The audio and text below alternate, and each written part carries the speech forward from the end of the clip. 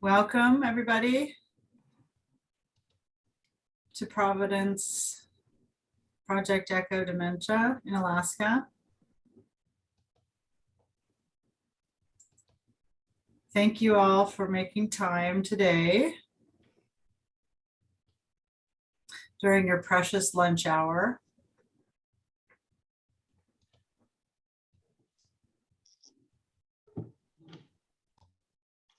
To work together to improve dementia care.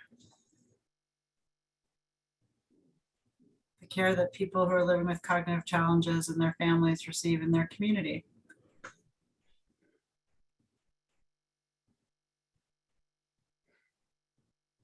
We'll get started at the top of the hour, which it in fact is. Maybe I'll give 30 seconds or so.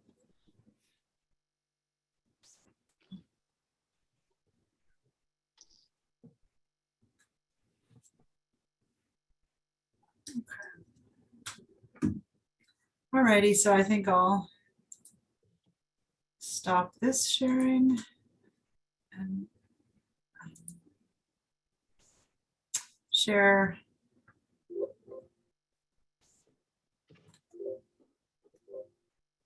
what we have today.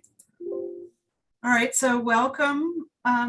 As I said earlier, some of you may have just jumped on. So welcome to the Providence, Alaska Project Echo Dementia. We're very, very fortunate today to have Kim Jung speak to us about honoring cultural connections. And before we move into the didactic, we'll have a couple of housekeeping items and a brief poll. So I am Nancy Eisenberg. I co-lead Project Echo with my dear colleague, Dr. Christopher Rhodes. And we're fortunate to have the hub team, as you see, with Dr. Jordan Lewis and Dr. Ursula McVeigh and Dr. Kyla Newland and Kimberly Jung. And also Amber and Mary joining us both from the Mountain Pacific Quality Health, and Lori Ture from our CME credentialing office. So we, as you know, offer one CME for participation, and in order to receive that, you have to fill out the survey. You have a month to fill it out, and it helps us to know, how we're doing, so that we can hopefully continue to improve the process with your feedback and input. So here you see our disclosure summary.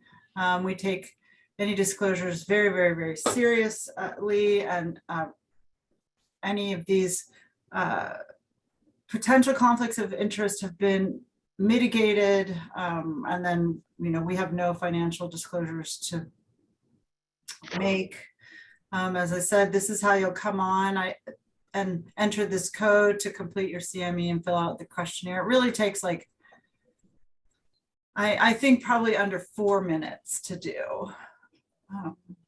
And before we go to the didactic, I would like to take a poll.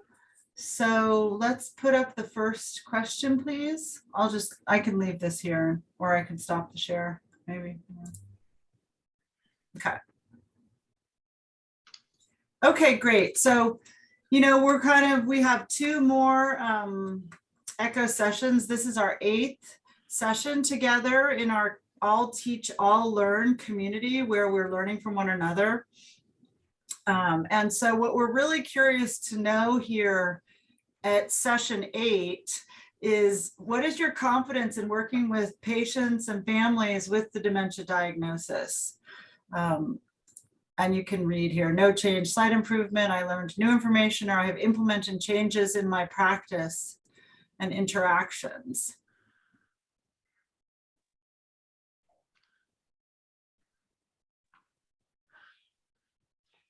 And if you'd like, you could enter in the chat if there's something that you want to share of what maybe has stayed with you, or if there's something that you've implemented as a practice change, you could maybe put that in the chat too. We'd all like to know and learn from that as well. So 3/4 of our community has learned some new things, which is good. And whether that's a slight improvement or there's a change, a transformational change, it's pretty close. Not seeing anything in the chat, but I encourage you guys to consider that. Okay, and then can we have the next question, please?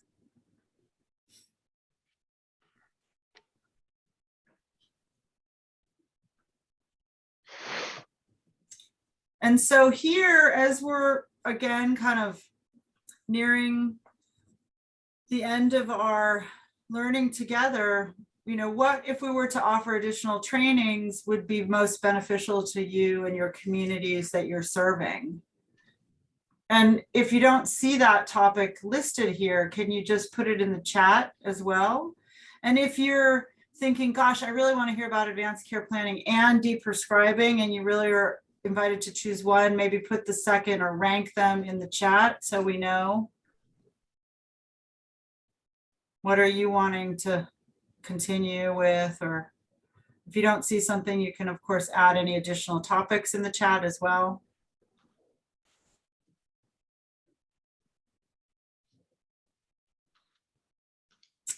We have an upcoming talk on advanced care planning and also on palliative care, which will I'm sure include some care coordination components. So there's interest in a care pathway for dementia, implementing cognitive assessments, deprescribing, basically all of these somebody's interested in. Yes, okay. Anybody want to unmute themselves and speak about if there's something that they're not seeing here, or put it in the chat? A topic we haven't heard of?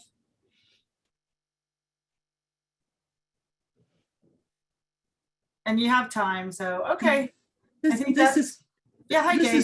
Yeah, sorry, I was a little bit late getting on. No worries. There's something about the thing that I would keep running into is the challenges families have in accessing care. Mm-hmm. Accessing, you know, getting people, the care providers or the you know, the doctors and the lawyers and all those good people that are trained in dementia care. Mm-hmm. Counselors, finding a counselor that understands dementia. And I don't know if that's anything that this group can address, or how do they go about doing that? I mean, you know, we have our list, but we can't really say, well, you should go to this guy, not that guy. Mm-hmm. You know?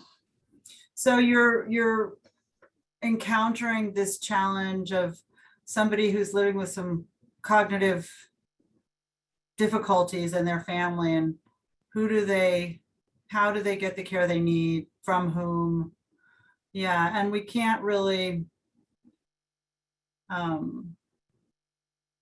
you know, put together a list, but we do trust our referral sources, and there's a paucity of, we know geriatricians and neurologists and neuropsychologists, and so and yet we know that you know, primary care folks know their patients best, and so how to put together those teams who can provide the care in the community. It's a great question. It's a great question. And our hope is that through, you know, this and other efforts, we can continue to build that capacity locally. Yeah. That's the hope. So and whatever you can do, whatever yeah. can happen, that seems to be one of the biggest issues that a lot of folks have. And I know you guys have amazing resources through the Alaska, you know, the Alzheimer's Resource of Alaska, and then through the Dementia Action Collaborative work that is ongoing within Alaska. It's so I wonder how much of that, and you know, and how visible is that to everyone? Well, we hope it's visible, but it's right. Trying to get the word out is really not that easy. So right. I just whatever we can do to encourage that kind of thing, I think is what. Yeah, no, I mean, I think that's an ongoing effort. Certainly, is, you know, sometimes you think, well, you've made this great content, and how do you get it in the hands of people who can implement those changes, or who can link to those programs and services. And so then Barb Bigelow says reducing readmissions for people with Alzheimer's disease and related dementias as an aspiration, certainly. And then Denise, I have been strongly encouraging caregivers to get trained. One who was thinking they did not need to understand dementia, I took them to court. Wow, and made a court order by the judge. It was a family caregiver who in her 30s thought she could not learn anything and was not interested in ensuring grandma's well-being. And then Jordan Lewis, do you want to unmute yourself, please, and share? That I would welcome that. Sure. So I echo what Denise said about training caregivers. I think there's a need to find innovative ways to provide training for caregivers that don't require going somewhere or spending a lot of time outside of the home. And I think part of the other point is part of that survey was the care pathway in terms of what to expect. Not that every person has a similar experience with dementia, but in terms of what's the next stage. And so are there ways to tap into, maybe there's previous caregivers in your community that could serve as a mentor. There's other resources we could look into to build upon the excellent work the Alzheimer's Resource is doing. Mm-hmm. Some great thoughts. And then I think that maybe we'll come back to these comments after our presentation, which may touch upon some of these issues as well. So it's with great pleasure to introduce Kim Jung, who's going to be speaking to us today about honoring cultural connections. Thank you. Liana, Nancy, it's good to be here today. Today I'm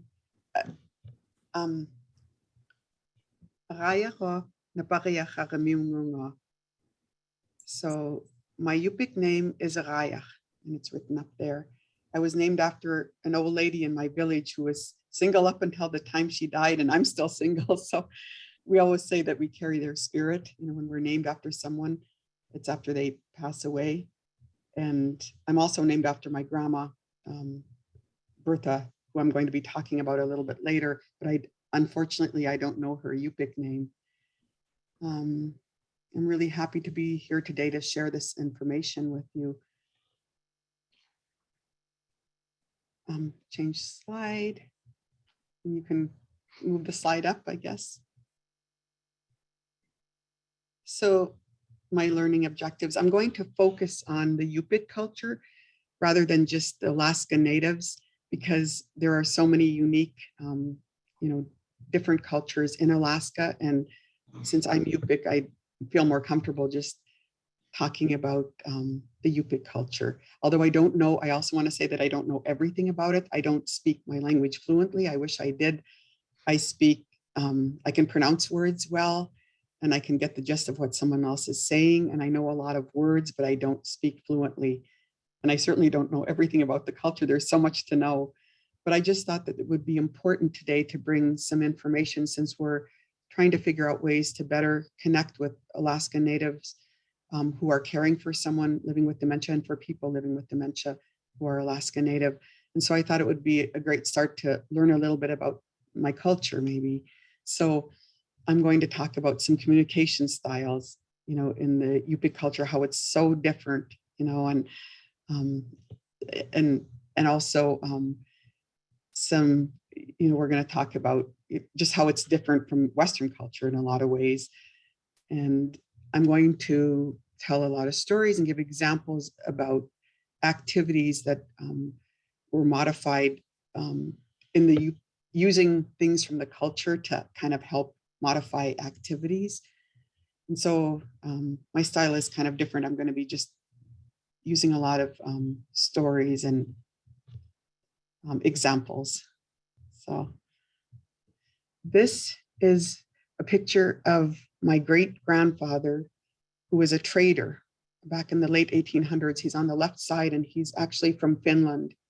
And he married my great-grandmother, Jisarak, who's on the right, and she is Yupik. And she was Yupik, and she was from the Kuskokwim River, which is where I'm from. I'm from a village called Napakiak on the Kuskokwim River. And she was, I don't know which village she was from. But the two children there are, one is my grandma, Bertha, which is on the right, and her Gisarac is holding my grandma Bertha, and her sister Elizabeth is in the middle. They also had 4 brothers, 3 drowned in a tragic accident. There was a lot of drownings in my family history, and I guess there was a lot of drownings in general back then. So this, go to the next slide.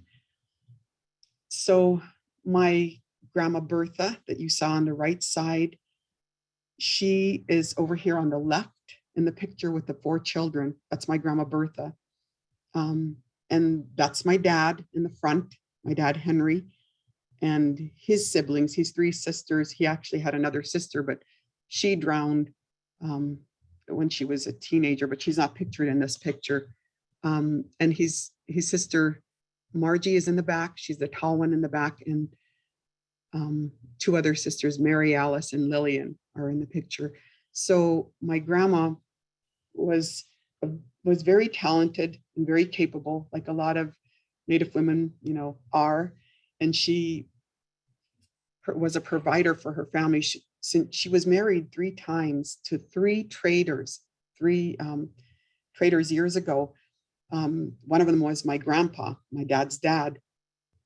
And she was widowed a lot because she lost 2 of them to drownings, so she was a widowed a lot of the time, and her 3rd husband didn't really work out. She was very capable. She provided for her family. She hunted, she trapped, she sewed furs, and all of these furs, parkas that you see, she sewed for her family. And she could do beautiful beadwork, and she was just impeccable in everything she did. So starting in her early 60s, she was living with my parents and my older siblings. My dad married my mom, when he grew up, and they had there's 9 of us in our family, so it was the first 5 siblings. And so my grandma, I grew up hearing stories. I'm named after my grandma. I think I mentioned that earlier, but I don't know her Yupik name. That's unfortunate. She died the year I was born. So I heard stories about some behavior that she was displaying. She was childlike. It was never the word dementia. She was childlike. She was digging. She was hiding things. And she was just very different. There was no word to describe this, or no diagnosis or anything like this. And so she lived with my parents for a while in Bethel. And then my oldest aunt that you see in the picture there, standing in the back, was working in Anchorage at the time, years ago, and she thought she could take care of my grandma. So she had her come into Anchorage to stay with her. And there were not a lot of services. This was before when Alaska was still a territory and it hadn't, become a state yet. And there were no services really available in the territory of Alaska at that time, in-home services or anything like that. So my aunt ended up having her sent, and I don't know the story on this. I've been trying to, when I put together this talk, I was, calling a lot of relatives and asking them a lot of questions. So I don't know the story of whether she was, my aunt decided that she was sent down or what, but she was sent to this hospital called Morningside Hospital in Portland, Oregon. And this, she died after 5 years of staying in this hospital. I always knew that she was sent somewhere, but I didn't realize until recently when I did a little bit of research on this and I looked it up, what kind of a place it was. Back then in Alaska, it was against the law to have a mental illness, apparently, before Alaska became a state. There were no services for anyone who was experiencing mental health or developmental disabilities in Alaska. And mental illness was considered a crime. So there were a lot of Alaskans, adults and children that were arrested actually and sent to Morningside, convicted of being insane and other things. And it was even homesteaders' wives sometimes who were just lonely and isolated. If you acted a little bit different, you were shipped off to this Morningside. You know, if you were a homesteader's wife who was going kind of stir crazy and from the isolation or something, you know, off the Morningside you'd go. So there were about, between 1905 and 1968, there were about 3,500 Alaskans sent to Morningside, and some were never heard from by their families again. That was including a lot of Alaska Natives in that 3,500. And Morningside was finally closed in 1968. So I know it's kind of a somber note, kind of in a way, you know, to start this off with, but thank goodness we've come a long way since then from how things were done prior to statehood. And I think that the key to truly connecting with and providing meaningful supports to Alaska Natives is knowing their stories, you know, knowing what they've been through. And so today I brought, these are what I'm going to be talking about today. Personal history of a person, you know, these are important when you're trying to provide the right supports or learn to get to know the person living with dementia. And culture is really important. As I said before, I'm going to be speaking to the Yupik culture. I'll talk more about that. Communication is huge. I mean, it's, you know, we have a lot of trouble with communication. Everyone does, not just when you have dementia, and, you know, it's troublesome, you know, we have a hard time with communication in general. And then I'm going to speak to modifying activities. And I have a few examples that I think are great of, you know, using things from my culture to modify activities for each of my parents, actually. And then I'm going to talk about supportive care at end of life. I just think it's important to share that because I took a class once here on hospice, and when, you know, hospice care and what that is. And once I took it, I was like, wow, this is what we do at home for people who are, you know, at the end of life. So I thought I'd share some of that information with you today. So, all right.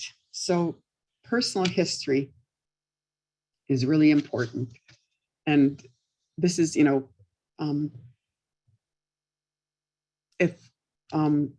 personality traits. My dad was an introvert, basically, you know, and he just, he stuck to himself a lot. He just took care of his family. He didn't really go, you know, out and do a lot of things. He was very much an introvert.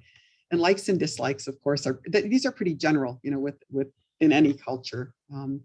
Likes and dislikes of the person, you know, are important to know, you know, how they like their coffee, how they like their tea, and, you know, what kind of foods they like, and all of that. And then work history I wanted to talk about is a little bit different a lot of times for Alaska Natives, especially because I'm talking about people that are my age and older, you know, that might be patients of yours, or, you know, because I know things are really changing now, you know, with younger people and in communication and a lot of areas like this, but I'm speaking mostly to the older people who would be my age and older. Back when I was a kid growing up in the village, you know, a lot of the men that were of the village didn't have jobs like we have nowadays, or no one was going to college, you know, things like that to get trained to do something. The men were just starting to work back then in, well, I mean, they did things to work at home, like the hunting, the trapping, and the, you know, building boats, things like this, but they were doing like going to commercial fish. That was one of the first jobs that, you know, that a lot of men from my area had, and the women really didn't work back then. So work history for someone who's Alaska Native is, you know, not simply just employment. It's something, it's the things that they've done through their lives, whether it be fishing, whether they were a trapper. A lot of men were trappers back then too. When my dad first started the trading post, and, you know, they would come in with their furs and different things. And then my dad would sell those to someone who came in from Seattle. So also personal experience, which I just talked about my grandma's, you know, situation a long time ago, and trauma, which includes trauma as well as good things. You know, your personal experiences is so important. So it's really important to find out what a person went through in their lives. It might explain a lot, like about behavior, or it might give you some clues on how to change approaches and just be more understanding. So culture, it's huge. I mean, there's so much to talk about. I just bullet pointed a few things, and there's so much more I know, and I probably will miss a lot more on this. But so culture is language, of course, very important. The Yupik language is just beautiful. I think it's just beautiful, although I don't speak my language fluently. Hearing and speaking the language that someone grew up with is very important. I miss it dearly. It's something I miss. I moved to Wasilla in 2010, well, actually to Anchorage and then Wasilla, but I miss hearing the language, daily. And I didn't realize how much I'd miss it. But for people with dementia, living with dementia, like my dad, they often go back to their first language. And my mom spoke about my dad, and I knew this too. He actually responded better to the Yupik language. And here he had spoken English his whole life, because although he was fluent in Yupik and my mom was fluent in Yupik, in their homes, they were both each part Yupik. And in their homes, they didn't speak Yupik, and they didn't speak Yupik in my home growing up either. So I didn't learn the language, although I learned from my friends in the village. So yeah, they often go back to their first language. So it was much more, my dad understood more when she'd talk to him in Yupik, just short little, words in Yupik. And also, I'll talk a little bit more when I talk about communication, about language. There's a lot more about language I want to talk about, but Yupik is very, it's not, spoken real fast. It's spoken in a lower tone. It's very relaxing to hear.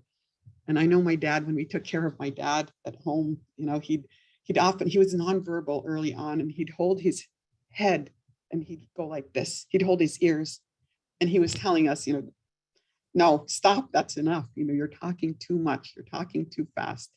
And so we were really fortunate to get a caregiver for him, because at the time we took care of him at home in Bethel during the time he had dementia.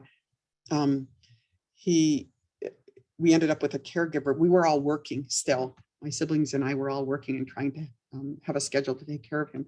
So we ended up hiring a caregiver who spoke the Yupik language fluently, and she was so quiet and so wonderful with my dad, just real gentle. And he responded very well to her.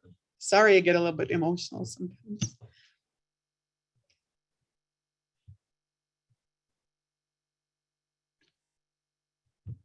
Actually, it was kind of emotional for me to put this talk together. So subsistence activities. There are many seasonal activities that we participate in my village and, on the Kuskokwim River. And even now I miss, like when springtime comes, I know the birds are coming, and I'm like, I wish I had some ptarmigan or, other things. I'll be texting with my family that still live out in the area. But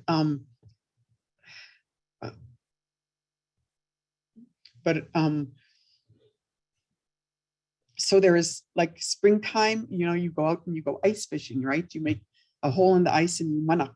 That's what we call manaking. So see, I told you I speak broken Yupik. So every now and then I'll insert a Yupik word.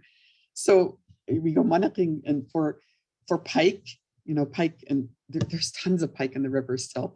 Unlike the salmon, there's not so much salmon. But anyway, so pike is used, you can dry it. One of my favorites is dried pike with seal oil. You dip it in seal oil. Seal oil is like a condiment to us. We dip a lot of dried meats in there, and food is so, oh gosh, I'm going to talk about food a little bit later. I'm jumping ahead.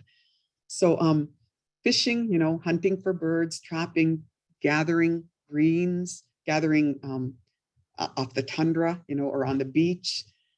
We use plants for medicinal purposes and food, and I'm always trying to think of ways to, if I was, if I was caring for someone from the Yupik culture, how would I modify activities, for them? Anyway, I wanted to kind of talk about the different subsistence activities. I guess we just follow the seasons.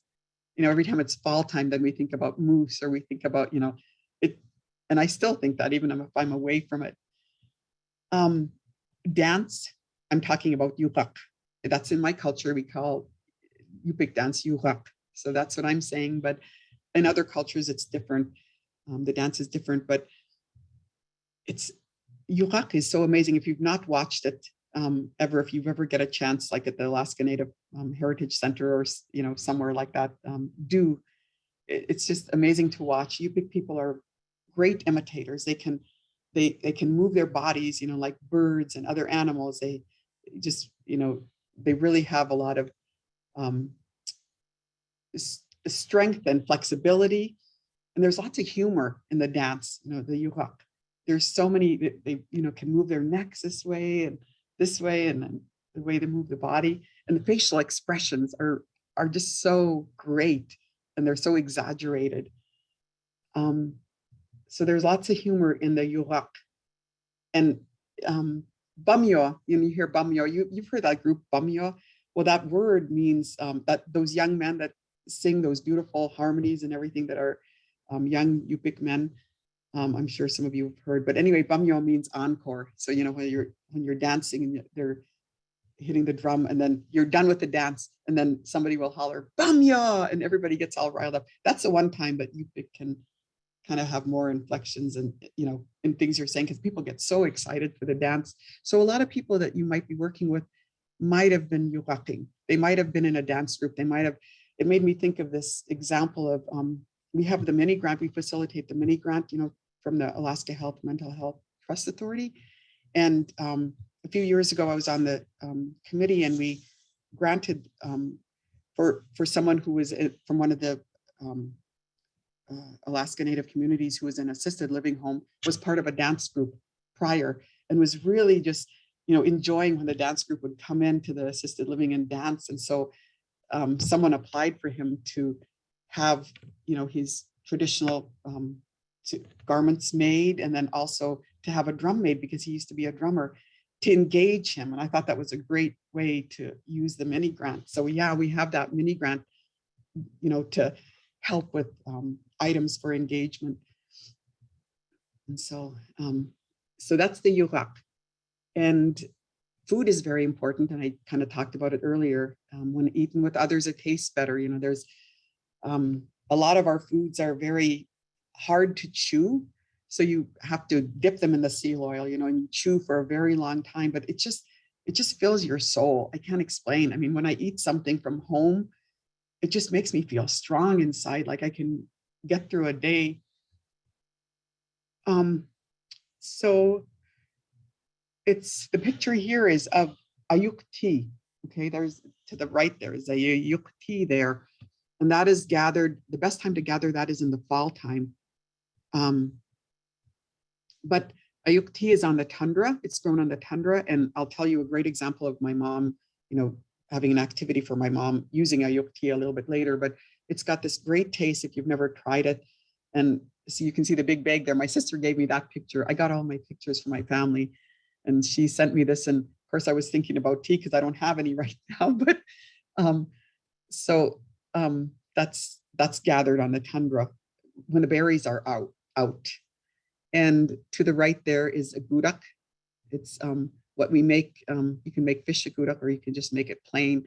Sometimes it's not made with such healthy stuff. It's made with Crisco, but a long time ago it used to be made with moose fat and reindeer fat and, much healthier fats. I think some people still do that, but you have to render it and it takes a very long time.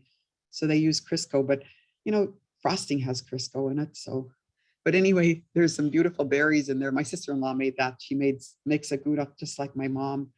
And then the dry fish, but anyway, the food is so amazing. And it just, if you grew up with it, that's something that really sticks with you forever. So I think it can make a difference too in the care. I know Dr. Lewis talked about that in his presentation about how, and I don't have any studies to back me up at all in this, but I know there was a caregiver several years ago in Anchorage that was caring for her mom, who they were from the rural area, and she happened to be retired at the time. So she was fortunate that she was able to spend time with her mom, who ended up in assisted living. But she really believed that because she would make the traditional foods at home and bring them into the assisted living home, that's how she, would bring like the moose soup or the fish and all of that. And she would share it with her mom and eat with her mom in the assisted living home. And she believes that's one of the reasons why her mom stayed as healthy for as long as she did. because she had access. Not everybody's that fortunate, but I think she did a really good job, and she had family in the village who would send in the native foods to her so that she could prepare them. And then she went and did some, outside of Anchorage, which is a lot harder. I know, because moving from the rural area to over here, it's really hard to get, you're not as close to your native foods. It's harder to get to them. So that's that for the food. And then the artistry and craftsmanship, I kind of spoke to that earlier. When I talked about my grandma, she was a lot of Alaska Natives can just do anything. They can look at you and just know how to make something like a gusbuck. They don't measure. They just look at you and then it'll be the right size, just magically, and when they sew something, or, a lot of the ladies from my village were great mukluk, could make fur mukluks and fur hats. My sister-in-law still does that. And so I think about things like this when I'm thinking about engaging, with activities for someone who's Alaska Native.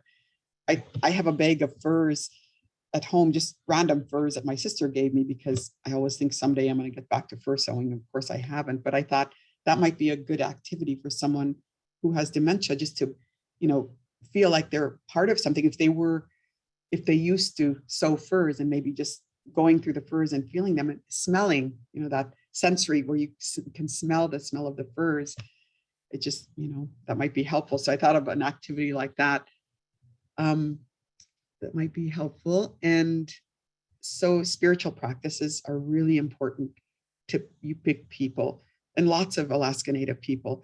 And I'm not talking about pre-missionaries, I'm talking about after, because I don't really know a lot of the history on that, what the spiritual practices were like. But I know that a lot of people from my village, when I grew up, people were Moravian, and they just, so I think knowing about this is important, that, being sure and checking into, did they have a religion, and did they, they sing beautiful Yupik songs. They translate a lot of hymns into Yupik, and it's so much more beautiful in Yupik, I think. And a lot of the times they'll have even motions to go along. I know one of the, in my church, I go to the Catholic church, and when I was in Anchorage, we had the Native ministry through the church. And so I belonged to that group, and we used to sing, like the Our Father prayer, we'd sing it in Yupik. And I had a chance to do that recently when I went to a family gathering down in Las Vegas, of all places. But anyway, it was really nice connecting with some of these ladies and doing that, because I hadn't done it for a very long time, but it's all in Yupik, and it's just beautiful.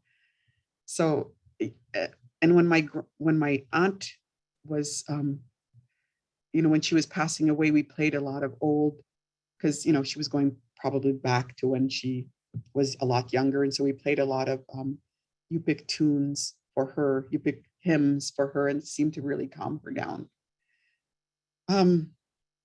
Also, what else was I going to say about that? I think that was all. Music groups from villages will sing for funerals and for weddings and other church gatherings. I know at my mom's funeral, it was so special. We had the singing group from Napakiak come up to Bethel and sing in Yupik. Oh my goodness, it was something else. But anyway, so it's important to know about, spiritual practices, really important. Okay, next slide. Communication. There's a lot on communication. This is my dad holding me in the trading post. Long ago, years ago, I don't know how old I was there. And my two sisters, Bernice and Hillary. My dad built, the trading posts and built all these shelves and everything. And I have good memories of that old store. It had a wooden floor. But anyway, communication is a lot to know about, for especially with the Yupik culture, lots of facial expressions. Yupik people are very expressive in their facial expressions and pretty quiet. You don't hear a lot of, there's not a lot of words being said, and there's a lot of quiet times in between. And they're very comfortable and quiet, which is so different from Western culture. You can just sit and not say anything for a long, long time. a really long time, and it's okay. Facial expressions, gestures, and body language. When I was a child, and the way, I didn't understand Yupik fully. I sort of did, but didn't understand it fully. And my friends that I played with in the village were, they spoke Yupik, and then they didn't really understand English. So we were kind of trying to find a happy medium.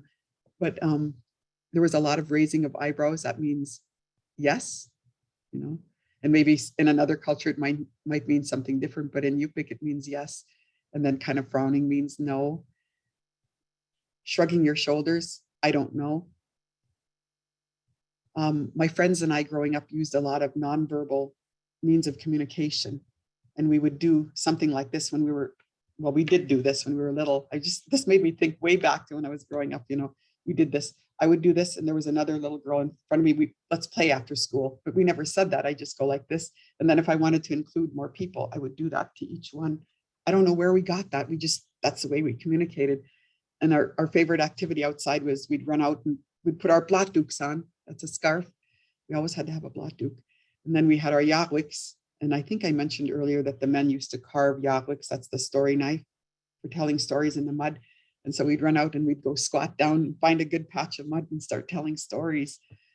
And so, I have fond memories of that, or going into my friend's home. We never used to knock. We just walk in, and you just walk in and they'd look up, and they never said hello or anything. They just nod their head like happy to see you and smiled. And then you came in, and usually someone in there was skinning an animal. The mom was skinning an animal, or she was plucking a bird quietly. So you never really said anything. You just sat down, and it was considered a visit. It was just wonderful. And you just take in the quiet. Sometimes there'd be a little bit of radio playing, softly, not always. And no one in there was really talking. It was just quiet. So just being really comfortable in that. Inflection, I wanted to talk about that because Yupik language, I think I touched on that earlier, is spoken in kind of a low and quiet tone. There's not a lot of changes in pitch, not a lot of inflection. The Yupik language is so soothing. I think of it like a warm blanket, and being wrapped up in a warm blanket. And my shoulders always go down when I go home. And it's very calm. And I'm sure that's what my dad felt when he had Sophie come and be his caregiver, because she had one of the most calming voices ever. And the presence is so calming, just amazing. And then humor. Yupik people love to joke and tease. And there's a lot of different types. And I told you some humor is even in the Yurak too. They make, they can imitate things and just make you laugh when they're dancing. Also, there's something called inkik. And I wanted to explain inkik. I thought of it, in this. I've just been having these random memories when I was putting this together, thinking about all of the things when I grew up. But inkik is what, and I don't know how to use it as, I use it as a verb. I use it wrongly. I don't use it grammatically correct in Yupik, but it is pronounced inkik. So this happens when we're little. An elder will give us an inkik, or inkik us. And of course, there I am using it, as a verb or whatever, and I probably am not supposed to do that. But it's something that it's a term of endearment. And often in dementia care, we talk about, how we don't want to elder speak, and we don't want to do these things, right? And there's all of this. And I wonder, is this what this is? But it doesn't feel like it. Instead, it feels very loving. You're happy with your inkik, no matter how silly it is. It can be nonverbal, it can be verbal, it can change. It can go from verbal to nonverbal. I'm going to tell you an example of my niece's inkik. I was with my niece this weekend, and she, up in Willow, and I was just talking about this, what I'm going to be doing. And I said, what was your inkik from Uncle Clyde? And she said, my uncle. And not Uncle Clyde, I'm sorry, from Ruth. And this person is, she's passed away. And she said, she did it for me again, and then told me how it was. And we just laughed and remembered Ruthie, and I know it's just dear to her heart, I can tell, but she said, Ruthie used to come up to her, and I remember her doing this with her shoulder, right? And her shoulder goes like this. This is the nonverbal part. This is what she'd do. She'd just do her shoulder like this 3 times. And then she would say, nice itch, nice itch, nice itch. And that was it. And so that was her inkik. Every time she'd see Ami, that's the way she greeted her. She never said hello. That was all she did. And she had to walk by her and say that. And so over time, that changed. And she just made a noise. Instead of saying nice, that she just quit that. And then she just go, she'd say 3 times, just clearing her throat. And then over time, that changed. And towards the very end, all she'd do is walk by her and just go once, and then she'd walk right by her. And that was her inkit through her whole life. And they do this to you till you're old.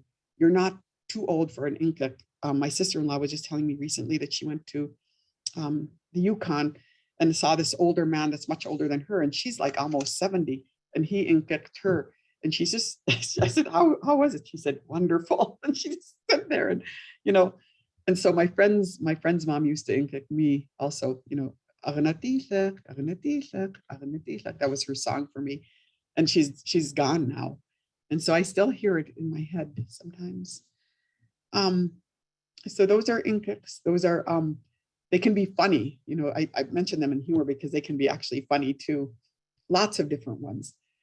Yupik people are great storytellers, always have humor, and they're great at imitating and pantomiming, and they're really great at impersonation, and all of this funny expressions. And love to laugh. So, okay, next page. Thank you. Eye avoidance. This one is, when we don't look at someone in the eye, it's said as a sign of respect. I didn't actually know I did this until I went to Bethel as a young girl, and my cousin, who lived in Bethel, who was, Bethel was more like, wasn't really a city, but it had more different people that would come into Bethel. And so they were more like, they were a little bit different than people living in my village. And so when I came up and I was talking with my cousin, she said, why do you keep looking away? How come you just don't keep looking at me? Why do you keep looking away? And I didn't know what to say. I didn't even know I did that. I had no idea. And so I learned that, after, I always say I learn about myself. When I left my village, I started learning about myself. And this is a thing. I think it's respect. I'm so used to it, I don't even notice it when people do that. And of course, that's changing too now with younger people. I think not always, but things change. I'm mostly speaking to how it was a long time ago for people who might have dementia, who are my age or older. What you're comfortable with. So that's totally comfortable versus someone just looking right in. Sometimes when, some people talk, if they're looking right at me, I just feel like it's just boring right into me and I have to look away because I can't hold that gaze for so long. Personal space is another one. We have a large personal space. And I really liked when I first learned about Tipa snow and, the different, like how it's important to walk up very slowly from the front and how you have to give the person, the space first before you even enter their space. It's so Yupik. That's so wonderful. And again, I just feel like it's very, you're very, I don't know what it is. I don't exactly know how to say it, but I don't know the right word for it, but you just give a person space. You don't just jump into their space or go right up to their face. I remember in college, I had a roommate that was from Spain, and in Spain, they come right up and they kiss you. And she kept doing that to me. And I was like, and we were very close. And so we had this big conversation about personal space. She was very amazed to know that, I prefer it being far away rather than coming right up in my face. And I talked about silence. Silence is great. It's just, and I talk too much. I think we all talk too much, but just sitting there for a very long time, like longer than a minute. Like I even want to say 5 minutes is okay or longer. And it doesn't seem weird. It just seems okay. So Yupik people are very comfortable in silence, long periods of it. And I talked about going to my friend's house already. So, and then also, I wanted to talk about, I wanted to talk about the greetings and the goodbye. At the very end, I'm sharing waka means hello. It really doesn't. There is no word for hello, and there is no word for goodbye, but it's the best word that comes the closest to it. It's some sort of a greeting, but it's not hello, that waka. And then, does it work for someone else to use a special greeting? Or the person gives it to you? No, it doesn't work for someone else to use the special greeting. That's a good question, but thank you. I forgot to mention that. It's usually just the person. You won't know how to do it the way that they do. And it's just the person who does it. So it's just information. That's just, yeah, it's not, but it's just something that happens in the culture. Thank you. So familiar, sometimes someone else can take it on. Like I know a lady passed away, this family that we're very close to, the lady that inked her niece passed away a long time ago. So when I see her niece every now and then, I can ink her what her aunt did when she was still alive. Every now and then, you know, I do that, but I knew them really well. Familiar language, and I talked about that earlier, just, you know, knowing, being around, you know, going back to the first language, and I spoke about that already with my dad, how he was more comfortable with that. So this is the modifying activities one. I have two examples. I guess I'm taking up too much time. Oh my gosh, I'm taking up so much time. So, wow, I didn't know I was going to talk this long. I'm so sorry. My mom, we modified an activity for her. It was, these are salmon berries. We always go picking berries. That's my mom right there in this old store. And we'd always go picking berries as a family. You know, there was 7 of us girls, so lots of berry pickers, right? My mom just longed for those days. She got dementia too towards the end, but not from a disease like my dad. She got dementia from dialysis not working.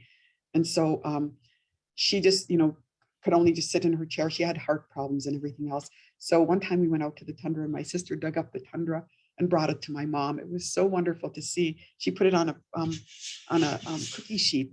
It was tundra, just like this, the whole time. And if you've ever dug up tundra, good luck. It's so hard. There's all these gnarlies underneath. She dug that up with the berries and with the ayukti. I think that's tea there, but it's fresh. It's green. It's not dark how you're supposed to pick it. I think that's tea. But anyway, everything was there and just smelling so beautiful as the tundra did. And my mom was just oohing and eyeing and picking the berries off it, eating the berries off the piece of tundra. And then I made tea with the ayukti, with the tea that was on there. So we just had such a lovely afternoon. I thought that was such a great way to modify an activity for her because she couldn't go out and pick anymore. And with my dad, the activity that we modified was bathing. He always took a maqi, steam. Lots of men do that in the villages. And so he wasn't used to bathing in a shower. And we didn't realize, you know, it wasn't safe for him to go into the maqi. It was too hot. He might have burned himself by starting the fire and all of this. So to heat up the rocks. And so now we tried to put him in the shower and he just did not like it. A lot of people don't like shower water coming down your face. So my sister thought of going and getting his basin from the maqi and then just a wash rag, and she sat it in there. She warmed up the room real to simulate like that it was so warm in there. And she had him sit in a chair. And so she bathed him that way. And he was so calm. He even closed his eyes and was kind of like falling asleep because it was warm. And, you know, his basin, familiar basin was there. So I thought those were good modifications. Yeah. So there, this end of life care, I don't have any time to talk about this. We're running out of time and I'd like to stop soon, but I only wanted to say that we do a lot of things very differently. We keep bodies when someone dies at home, we keep the body for a while. Someone sits up with the body all night long. They take turns, people that come in. We have these helpers that are like hospice workers that come in, that play music for for our family, that do our dishes, that clean the floor, that they bring us food. They do all of these things, just for the family. So the family is so exhausted when someone's passing away. And this is just a picture of the river. My mom loved to sit by the river. That's the mouth of the boat harbor, actually, Kuskokwim River. So I just wanted to mention that. Yeah, I didn't realize I was taking up so much time. I'm so sorry. These are my parents. And then we don't have to go through, you can just quickly go through all the pictures. That's my parents. These are some of the activities I talked about. And that's me helping my family there cut fish. I love that. That's my favorite. I don't get to do it enough. This is family over on the left, all helping to cut up the fish and process it. More family pictures of the beautiful fish. And my nephew, we all pick berries, as a family, everybody picks berries together. And there's the ayukti. There's some words there that you can use. It might be, helpful to learn some Yupik words, simple ones, itcha, come in, akumi, sit down, mahun, this way, aspak, very nice, Guyana, thank you. And there are some apps too that you can learn Yupik that someone will say it for you and just say one word. That might go a long way. People get so thrilled when you try to learn the language. Yeah. There's one of the apps, Yupik Helper, and the other one is Yuchtun, and I think Amber's going to put that in the chat. But those are some apps that I use because I'm still learning. Those are the references for the Morningside Hospital. Guyana. Yuchtun is the other app. Yep. Guyana. Oh my goodness, I spent the whole time talking. Thank you so much. Kuyana, thank you for that wonderful talk, and your description of being enveloped in a warm blanket is just so dear, and how comforting and tender, and something we all, as we age, would like to feel, I think. Thank you so much for sharing. Really wonderful presentation. Gay adds she could listen to your stories all day. What a moving presentation. Thank you. I learned a lot. I really appreciate your voice and your story. Barb, do you want to share what you said?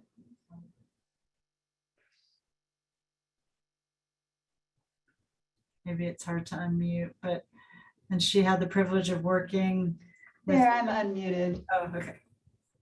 Yeah, oh yeah, thanks, Nancy. So yeah, Kim, I loved your story. I had the privilege of serving with YKHC Elder Home in Bethel, and we just serve so many Yupik people, and I learned so much. And I love the people, and I just have such really wonderful memories of being with the families and the residents. So I really identified with what you had to say. Thank you for your story. It's heartfelt. Makes me want to cry. Thank you. Janice, I see. Oh, Yeah, please. yes. Thank you, Kim. That was beautiful. I just wanted to share, I used to be working in-home services with our agency when I first started. So I had a client who had dementia, and her husband was her caregiver, who they both lived in Bethel, and he had to have some surgery at ANMC. So he had to place her in assisted living home in Anchorage. And he called me one day and asked if I could please go and check on her because she seemed to be very agitated.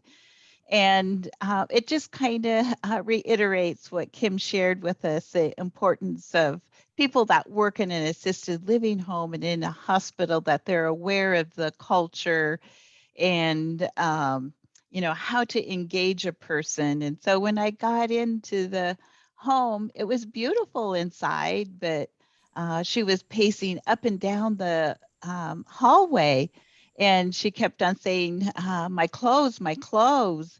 And I kind of figured out, she thinks she's missing her clothes. She can't find them. So I said, here, take me to your bedroom. And when I went into her bedroom, I saw her suitcase. She took me to her suitcase, and I saw it was empty, and then I saw the dresser, and I said, well, let's look in here. And there were her clothes. Well, I knew from visiting in her home when I would do assessments and check on her, I never did see a dresser drawer or anything like that. So, she thought that somebody had stolen her clothes. So I took her clothes out of the dresser and put them back in her suitcase. And I told the CNA who was working there, the in-home worker, to please leave her clothes in her suitcase. And then again, there was a couple of people, they were watching TV, but I knew, her husband played lots of Yupik music whenever I visited, and, lots of Yupik gospel songs. And and I knew also that he took her often to the hospital to visit other people for exercise, and he always had little things that she could do. And so we went to the kitchen. I asked the lady, "Is there's please could she set the table, or she likes to wash dishes, but here there was a rope going across so nobody could get into the kitchen." And I thought, oh, how sad was that? And so I shared some ideas and how to engage her. And then when I got ready to go, she went to the bedroom and came back with her gloves and her hat and her parky, and wanted to go with me, and it was the saddest thing ever. I think I went in the car and sat down and cried, and I think I got back home and cried too. But and how different that experience could have been for her if somebody knew about the Yupik culture, and keeping her clothes in that suitcase, how important that was, and how to engage and provide some meaningful activities. Thank you for sharing. Thank you again, Kim. I know that we're at time. Many appreciations from our community here. So much gratitude, so much appreciation for sharing.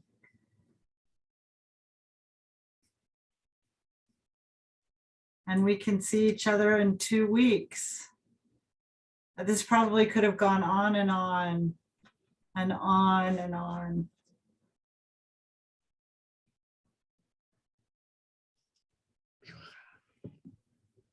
Bertha. Cuba.